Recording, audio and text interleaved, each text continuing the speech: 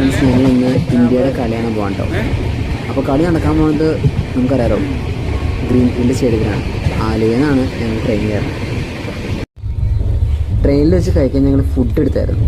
അത് എന്തായാലും നന്നായി. നല്ല ലാവശ്യമായിട്ട് നല്ല പൊതിച്ചോറ് കൂട്ടി നല്ല കിടുക്കനായിട്ട് ഫുഡ് കഴിച്ച് ട്രെയിൻ ഇറങ്ങി ഊബർ പിടിച്ച് ഞങ്ങൾ താമസിക്കുന്ന സ്ഥലത്ത് നിന്ന് കേട്ടോ.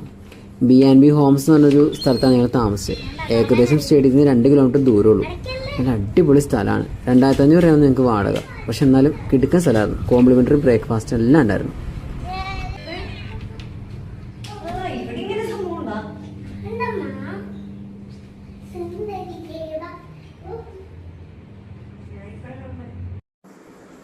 അങ്ങനെ ഞങ്ങൾ സ്റ്റേഡിയത്തിൽ എത്തിയിട്ടോ.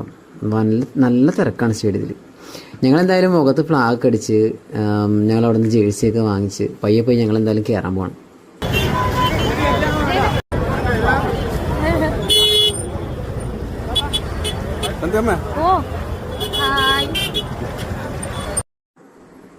അങ്ങനെ ഞങ്ങൾ സ്റ്റേഡിയത്തിൽ കയറി. സ്റ്റേഡിയത്തിനകത്ത് നല്ല തിരക്കാണ് കേട്ടോ. 2 ടീമുകൾ എന്തായാലും പ്രാക്ടീസ് തുടങ്ങിയിട്ടുണ്ട്. നല്ല രസമുണ്ട് കാണാൻ. എന്തായാലും ഇനി അതിൻ്റെ ത്രില്ലിലേക്ക് ഞങ്ങൾ പോവാണ്.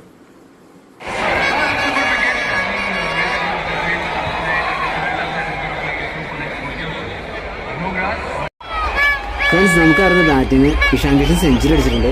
നമ്മളങ്ങനെ 271 റൺസ് അടിച്ചിട്ടുണ്ട്. ഫുൾ വീഡിയോസ് ഒന്നും എൻ്റെ ഒന്നും എടുത്തിട്ടില്ല. ഫുൾ ക്രിക്കറ്റിൻ്റെ ത്രില്ലിലായിരുന്നു ഞങ്ങൾ.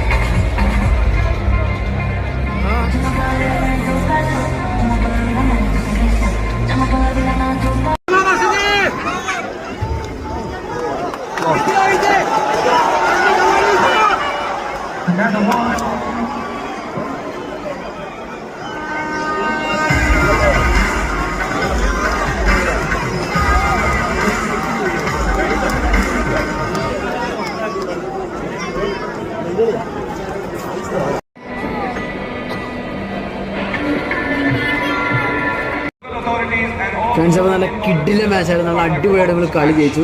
നല്ല ടെൻഷനൊക്കെ ഉണ്ടായിരുന്നു, എങ്കിലും നമ്മൾ അടിപൊളിയായിട്ട് കളി ജയിച്ചു. നല്ല വൈബായിരുന്നു. ഇവിടെ കളി കാണാമെന്ന് വെച്ചാൽ അതിൽപ്പുറം വൈബ് വേറെ ഇല്ല ഫ്രണ്ട്സ്. അടിപൊളി എന്ന് പറഞ്ഞാൽ അടിപൊളി. ഫ്രണ്ട്സ്, അങ്ങനെ കളി കഴിഞ്ഞ് ഞങ്ങൾ പോവാണ്. നല്ല തിരക്കാണ്. റോഡിലൊക്കെ വൻ ആൾക്കാരാണ്.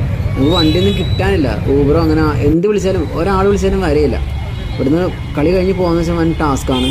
നമ്മുടെ സ്ഥലം എന്ന് പറഞ്ഞാൽ 2 കിലോമീറ്റർ ദൂരമുള്ളൂ. അതുകൊണ്ട് എന്തായാലും ഞങ്ങൾ നടക്കാൻ തീരുമാനിച്ചു. അങ്ങനെ ഞങ്ങൾ നടന്ന് റൂമിലെത്തി. ക്ഷീണിച്ച് ഞങ്ങളന്ന് അവിടെ കിടന്നുറങ്ങി. പിറ്റേ ദിവസം ഞങ്ങൾ എണീറ്റപ്പോൾ വൈകി. ഞങ്ങളുടെ കോംപ്ലിമെൻ്ററി ബ്രേക്ക്ഫാസ്റ്റ് ഒക്കെ കഴിച്ച് ഞങ്ങൾ തിരിച്ച് ആലുവയിലേക്ക് പോവാണ്. ബൈ.